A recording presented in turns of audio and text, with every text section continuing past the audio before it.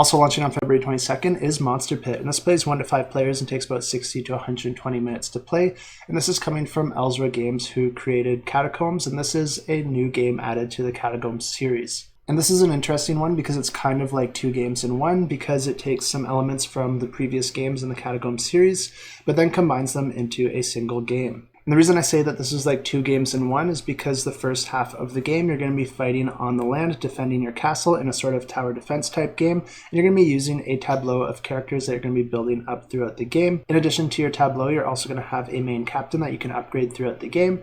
And this game uses primarily worker placement in order to complete your different actions. This is a 1 versus many, where one player will be playing as the monsters, while the other players are controlling their tableau of warriors and their individual captains. But where the second game comes into play is that if the heroes are successful in this first phase, then they're going to be chasing that monster deep into the underground catacombs, and you're actually going to be flipping the main player board over, as well as all your individual player boards. And then you're going to be fighting on the catacomb side of the board in the monster's territory. And this phase is going to play completely different than that first phase, although it still will be 1 versus many.